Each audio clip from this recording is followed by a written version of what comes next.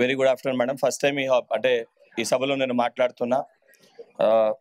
So అందరు కూడా ఒక 2 నిమిషాలు, ఇంతకుముందు గౌరవ సభ్యులు మాట్లాడుతూ ఈరోజు ఈ సమస్యలు కేవలం అర్ధరాత్రిలో పుట్టుకొచ్చిన సమస్యలు కాదు మేడం. గత 9 సంవత్సరాలుగా ఏదైతే జిహెచ్ఎంసీ అనేది హైదరాబాద్ ప్రజలకి ఒక బ్యాంక్స్ ఉంటుంది.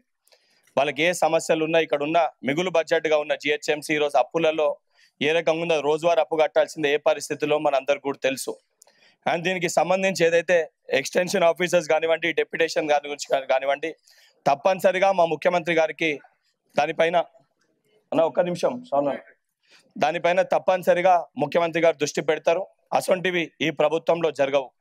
దానితో పాటు మనం బడ్జెట్ కేటాయింపులో చూసుకుంటే మేడం, గతంలో జిహెచ్ఎంసీ పరిధిలో ఏ రకంగా బడ్జెట్ కేటాయించారో మొత్తము అంచనా వేసినా కూడా 1776 కోట్ల మటుకే బడ్జెట్ కేటాయించారు లాస్ట్ 9 years కెళ్ళి చూస్తే. ఇప్పుడు ఆల్రెడీ చెప్తున్నాను మేడం. అంటే ఇంతకుముందు మీరు ఎక్కువ రన్నింగ్ కామెంటరీ ఇవ్వకండి విజయరెడ్డి గారు. మీరు రన్నింగ్ కామెంటరీ ఇవ్వద్దండి. ఇక్కడ మేయర్ గారు ఉన్నారు, నేను mayor and I'm speaking to the ex officio members. I don't want any running commentary.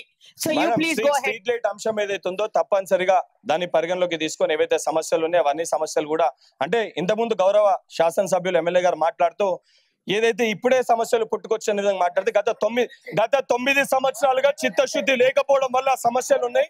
చిత్తశుద్ధితో ప్రతి సమస్య గతంలో వచ్చి సమస్యలు ఇక్కడ లేవనైతే మాట్లాడితే ఈరోజు ఈ పరిస్థితి వచ్చేది కాదు. గత 2 నెలలుగా రాత్రికెళ్ళే స్ట్రీట్ లైట్లు ఖరాబ్ అయినా, మొన్నటికెళ్ళే సమస్యలు వచ్చిన విధంగా మాట్లాడుతున్నారు. కాబట్టి అవన్నీ సమస్యలు మేము వచ్చి 2 నెలలు అవుతుందా? గత 2 నెలల ముందు మీరే ఉన్నారు, దానికంటే ముందు మీరే ఉన్నారు. ఈ సమస్యలన్నీ కూడా మీ హయాంలోనే అయినాయి. ఆ సమస్యలన్నింటినీ పరిష్కరిస్తాము, చిత్తశుద్ధితో మేము వ్యవహరిస్తాము.